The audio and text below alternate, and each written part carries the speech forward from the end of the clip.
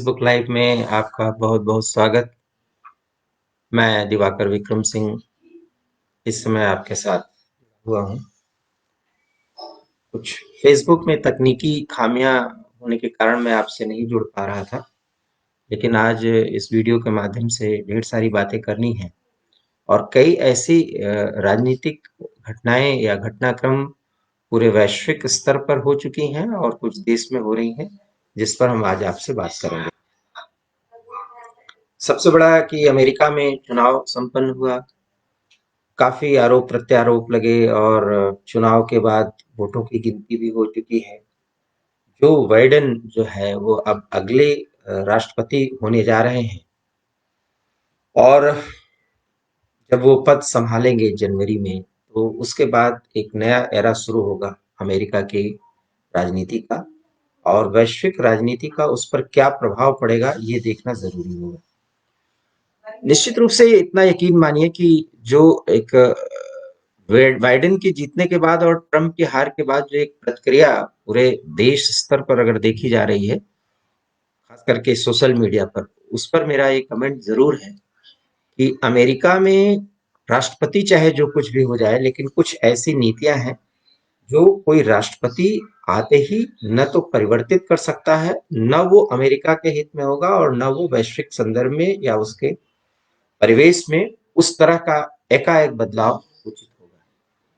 Joe Biden आए भी हैं और चुनाव की जीत के बाद उन्होंने ऐलान किया है कि हम मिल करके काम करेंगे, किसी को छोड़ना नहीं, किसी से दूर नहीं होना है, सबके साथ मिल करके काम करना है। तो इसके मायने क्या है ये आप समझ लीजिए कि जिस तरह की लड़ाई इस समय यूरोप, मैंने आपको इसके पहले जब मैं आपसे जुड़ा था तो ये मैंने जरूर इस बात का जिक्र किया था कि चुनाव में परिणाम जो भी हो, लेकिन अमेरिका की वैश्विक राजनीति के संदर्भ में जो नीतियां हैं वो नहीं बदलने वाली, खास करके चीन को लेकर के, वैश्विक आतंकवाद को लेकर के और भारत के साथ चीन के अमेरिका के रणनीतिक सहयोग को लेकर के।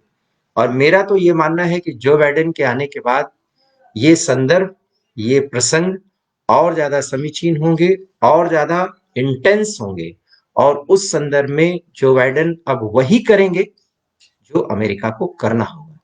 याद करिए जब वैश्विक आतंकवाद के खिलाफ लड़ाई का ऐलान अमेरिका ने 2001-2 के बाद किया था, उसमें अब एक नया बदलाव देखा जा रहा है, और वो ये है कि अब यूरोप में और खास करके फ्रांस ने उस आतंकवाद के खिलाफ एक नई मुहिम छेड़ी है। और जब अमेरिका ने वो लड़ाई छेड़ी थी तब पूरा यूरोप साथ हुआ था या पूरी दुनिया अमेरिका के साथ आई थी। आज यूरोप उस लड़ाई को आगे ले जा रहा है, तो जो बाइडेन के नेतृत्व में अमेरिका भी उसमें साथी ही होगा, बल्कि ज्यादा सकारात्मक तरीके से और ज्यादा सक्रिय तरीके से। तो एक बात ये जानिए कि पैन इस्लामिक फोर्सेस के खिलाफ जिस तरह से फ्रांस, स्वीडन, डेनमार्क और ऐसे देश, यहाँ तक कि ब्रिटेन, जिस तरह से सक्रिय हो रहे हैं और जिस तरह से एग्रेशन में है, उसमें अमेरिका पीछे नहीं हटने वाला। अमेरिका और ज्यादा फोर्सफुली उन बातों को आगे बढ़ाएगा जो इस तरह से कट्टरपंथी ताकतों को उभरने में मदद दे रही है। तो ये पहली बात है। उस संदर्भ में अगर कोई खुशी मना रहा है और कोई बहुत ज्यादा अपेक्षा कर रहा है जो बाइडेन से, तो आप देखिएगा वो घोषणा कुछ ही दिन में जो बाइडेन हो सकता है कि राष्ट्रपति पद संभालने के पहले वो कर दें, क्योंकि आतंकवाद एक बड़ी समस्या है। खास करके धर्म को लेकर के जिस तरह से यूरोप में एक उथल पुथल की स्थिति बनी हुई है, उसको समाप्त करने में अमेरिका जो है वो यूरोप का साथ देगा और भारत का साथ देगा, पूरी दुनिया का उसका साथ देगा। ऐसे में तुर्की हो या पाकिस्तान या कुछ ऐसे देश जो बड़ी आशा रखे हैं कि ट्रंप की हार के बाद सब कुछ बदल जाएगा, ऐसा कुछ भी नहीं होने वाला। रही बात चीन की, तो चीन की विस्तारवादी नीतियों का जिस तरह से ट्रंप प्रशासन ने विरोध किया था और लगाम कसने की कोशिश की थी, उसकी एक शुरुआत हुई थी। ये नोट करिए, ये लिख करके ले लीजिए कि जो बाइडेन के नेतृत्व में वो बातें आगे ही नहीं बढ़ेंगी, बल्कि उस भी बहुत ज्यादा एग्रेशन में उसको करना पड़ेगा, क्योंकि अमेरिका के अस्तित्व के लिए बहुत जरूरी है कि चीन की विस्तारवादी शक्तियों और उसकी नीतियों पर लगाम कसी जाए। साथ ही साथ जो इस्लामिक फोर्सेस हैं, जो कट्टरपंथी ताकतें हैं, पूरे इस्लाम पर कोई आघात हो ही नहीं सकता और न किया जा रहा। तो ऐसे में चीन को लेकर के, पैन इस्लामिक फोर्सेस को लेकर के और अमेरिका और अमेरिकी फर्स्ट को लेकर के जो रणनीति ट्रंप प्रशासन की थी वही थी। और अमेरिका इतना भावना में आकर के कोई रणनीति या नीति बदलने वाला नहीं है। जो इस तरह की अपेक्षा कर रहे हैं या जो इस तरह की आशा बांध रहे हैं, उनको बहुत ज्यादा आप कह सकते हैं कि परिणाम जो है वो निगेटिव मिलने वाले हैं। तो बाइडेन के नेतृत्व में वर्तमान वैश्विक व्यवस्था में जो स्थिति चल रही है वो आगे बढ़ाई जाएगी। इतना जरूर है कि अमेरिका में श्वेत अश्वेत को लेकर के जो दूरियां ट्रंप प्रशासन में बढ़ी और कुछ ऐसे वहां पर वाकयात हुए, उसको लेकर के बाइडेन निश्चित रूप से कुछ दूसरी नीति अपना सकते हैं। और वो अमेरिका की अंदरूनी राजनीति है, वो अमेरिका के अंदरूनी रणनीति होगी बाइडेन प्रशासन की। उसके संदर्भ में वो जो करेंगे उसका प्रभाव अमेरिका पर पड़ेगा।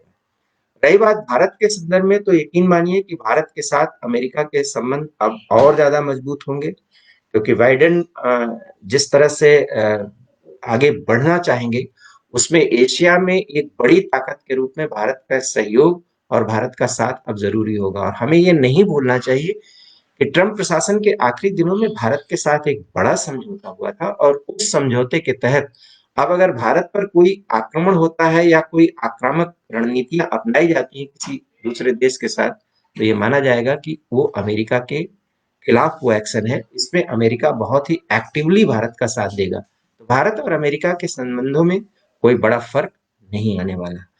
तो जो बाइडेन को लेकर के अभी जो प्रतिक्रियाएं दी जा रही हैं, स्वाभाविक है कि वो प्रतिक्रिया बहुत ज्यादा भावपरक है और लोग अपना गुस्सा जाहिर जरूर कर रहे हैं ट्रंप को लेकर के और बाइडेन को लेकर के।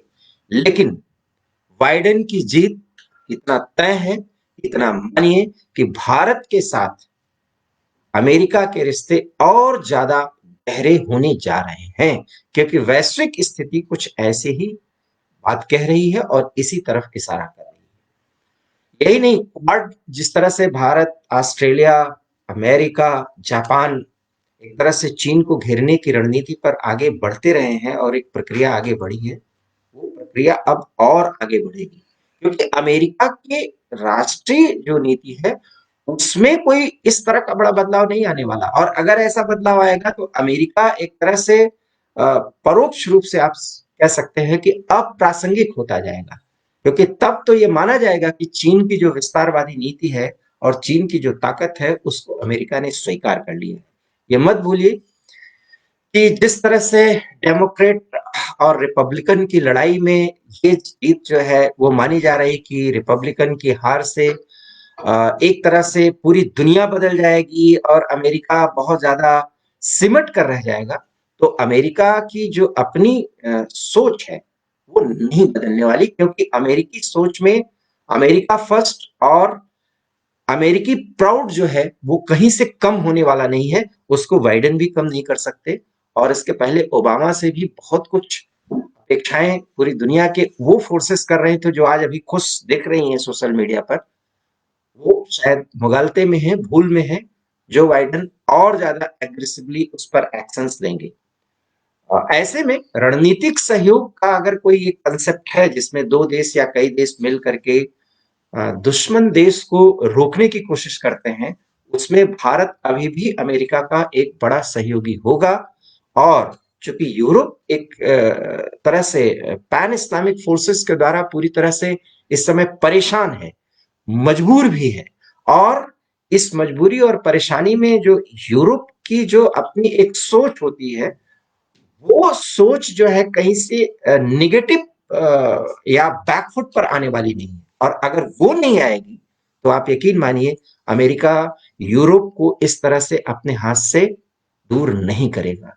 तो तुर्की और पाकिस्तान के खिलाफ और सख्त कार्रवाई हो सकती है, ईरान के खिलाफ और सख्ती का रुख अख्तियार कर सकते हैं जो बाइडेन, जिस पर बड़ी अपेक्षाएं हैं। कुछ ऐसे फोर्सेस हैं जो सोशल मीडिया पर डायरेक्ट या इनडायरेक्ट जो बाइडेन के आने के बाद अमेरिका को बिल्कुल एक ढलुआ, एक शब्द मैं थोड़ा देशज इस्तेमाल कर रहा हूं उसके तौर पर अगर देख रही हैं, तो उनको बहुत ज्यादा परेशानी झेलना पड़ सकता है, क्योंकि अमेरिका कहीं से पीछे हटने वाला नहीं है। और उस तरह के फोर्सेस जो अमेरिकी हितों पर और अमेरिकी ताकत पर चोट पहुंचाने की कोशिश कर रही होंगी, उसके खिलाफ जो बाइडेन और ज्यादा एग्रेसिवली आगे आएंगे।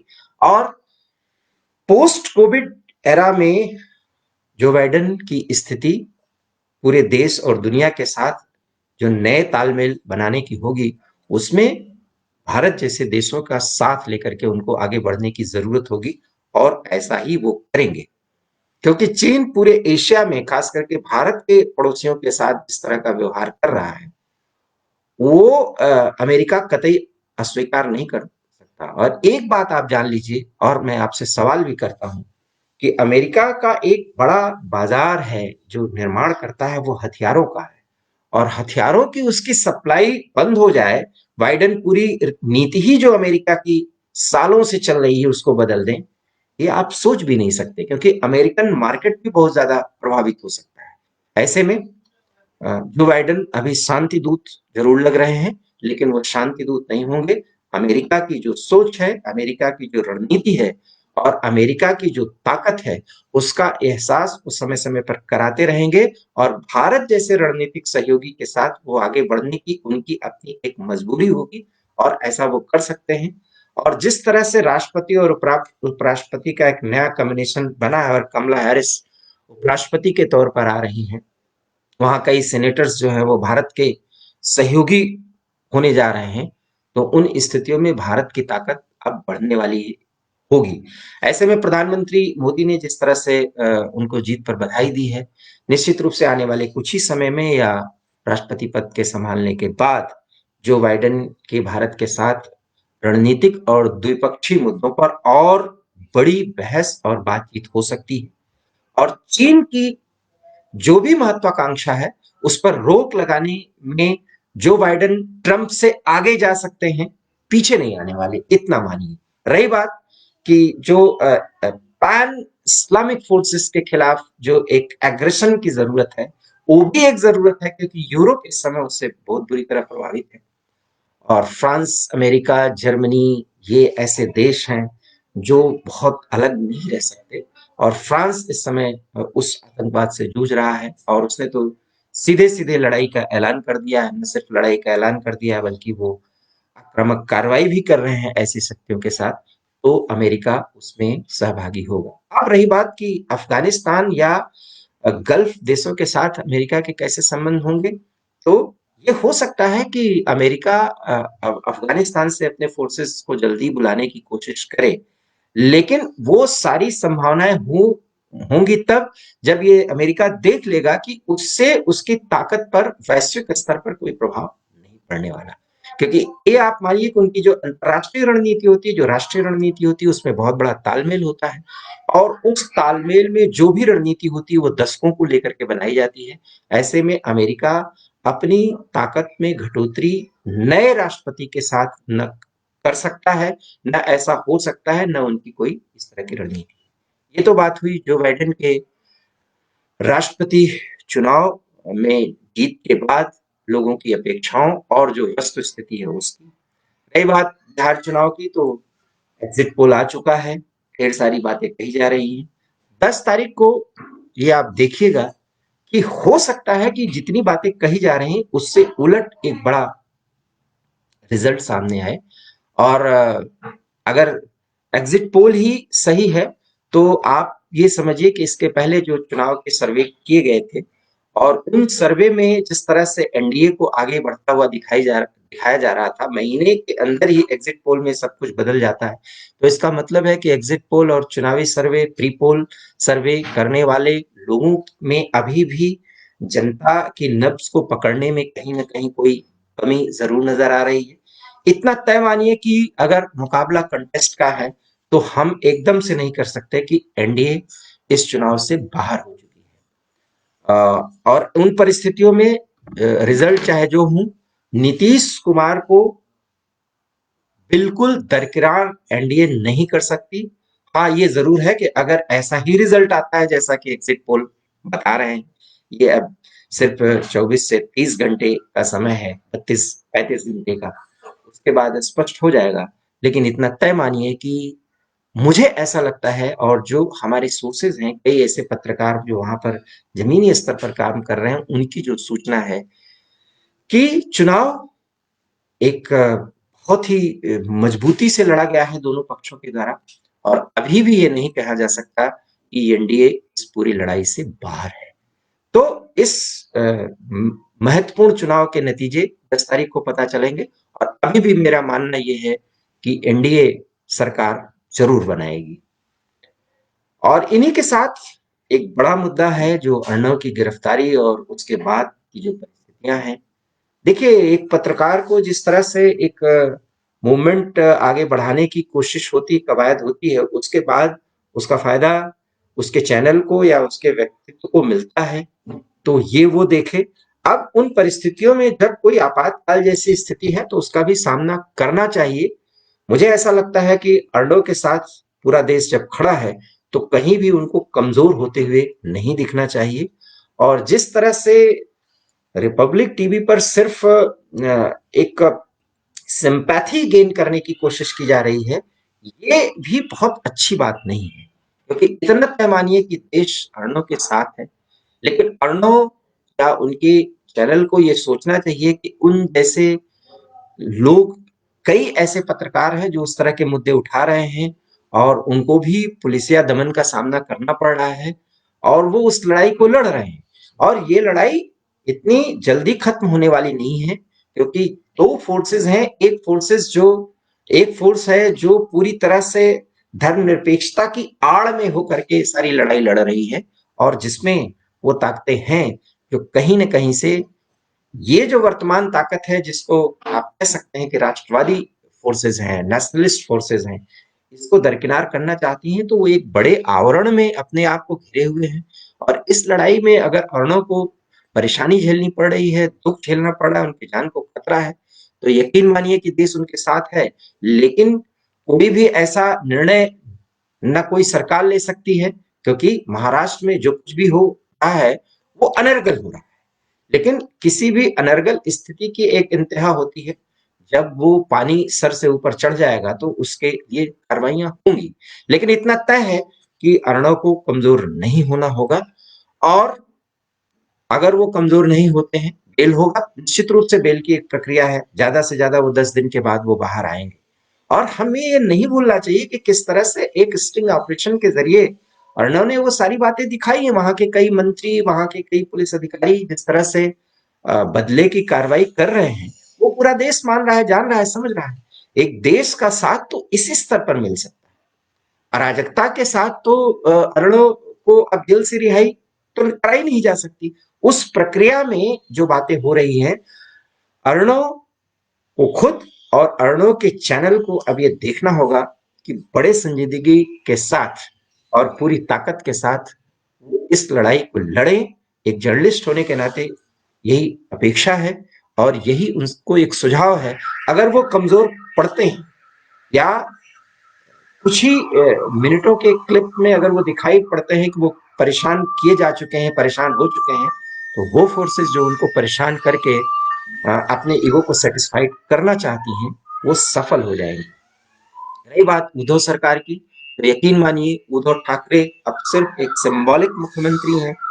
गेम तो घाघ प्रवृत्ति के शरद पवार और कांग्रेस की है, और उस खेल में उद्धव अब ऐसी स्थिति में उनको लाने की भी कोशिश की जा रही है। और ये शरद पवार और कांग्रेस का एक माइंड गेम है कि ऐसी स्थिति बना दिया जाए कि शरद पवार किन्हीं भी उद्धव ठाकरे किन्हीं भी परिस्थितियों में अब भाजपा के साथ जाने की हिम्मत ही न कर सके, ऐसी स्थिति बन जाए, ऐसी स्थितियां बना दी जाए कि भाजपा और शिवसेना का मिलन हो ही ना सके। इतना तय मानिए कि आने वाले समय में उद्धव सरकार की मुश्किलें बढ़ेंगी, क्योंकि कई ऐसे स्टेप्स और कई ऐसे निर्णय लिए जा रहे हैं जो किसी भी लोकतांत्रिक देश के या राज्य के सरकार में ऐसी स्थितियां नहीं बनती। कंगना रनौत से लेकर के अब तक जो भी प्रकरण चल रहा है, उसमें मनमानी ज्यादा दिखती है, और इस मनमानी का एक जो होता है वो लेवल होता है, उस लेवल को पार कर जाने के बाद निश्चित रूप से कार्रवाइयां भी होंगी। लेकिन इतना तय है कि एक राष्ट्रवादी सोच की एक पार्टी का इतना इतना धीरे धीरे एक तरह से अवसान हो रहा है, वो कष्ट की बात है। ये उद्धव ठाकरे को अभी नहीं समझ में आ रहा है, लेकिन आने वाले समय में उन्हें समझ में आएगा। रही बात अर्णव की, तो अर्णव के साथ पूरा देश खड़ा था, है और रहेगा। लेकिन उनके लिए देश में कुछ ऐसी भी स्थिति नहीं बनाई जा सकती जिसकी आड़ में वो फोर्सेस जो पूरी तरह से केंद्र से लेकर के और अन्य नेशनलिस्ट फोर्सेस को बदनाम करने में जुटी हुई हैं, उनको कोई एक बहाना मिल जाए। इसलिए कष्ट और परेशानी का समय प्रणव गोस्वामी के लिए और उनके चैनल के लिए। लेकिन वो पत्रकार क्या या उसकी पत्रकारिता क्या, जब इस तरह का कष्ट झेल करके वो सच को लेकर के आगे न बढ़े, और अर्णव उसमें अगर आगे बढ़ रहे हैं तो निश्चित रूप से आने वाले समय में उसका फल भी उन्हें मिलेगा।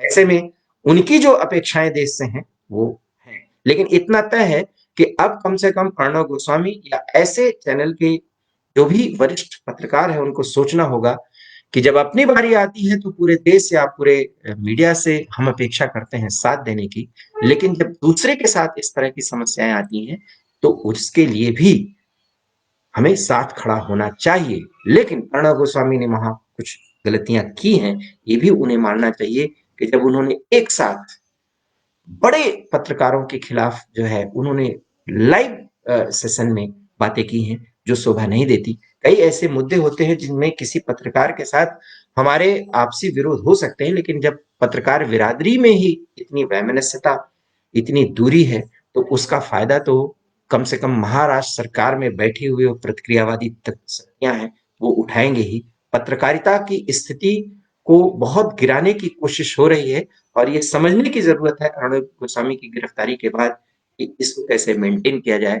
जिस तरह से दो धाराओं में पत्रकार और पत्रकारिता को बांट दिया गया, और उस धारा का पार्ट बनने में हम पत्रकार बहुत खुश हो रहे हैं, आने वाले समय में हमें खुद आत्मावलोकन भी करना होगा। सिर्फ इन्हीं मुद्दों पर मैं आपसे ये बातचीत करना चाहता था। अगर आपको ये बातचीत पसंद आई हो तो प्लीज आप हमारी इस वीडियो को शेयर करें, और हमारे YouTube channel heart talk India पर जाकर उसको सब्सक्राइब करें। बहुत बहुत धन्यवाद। नमस्कार।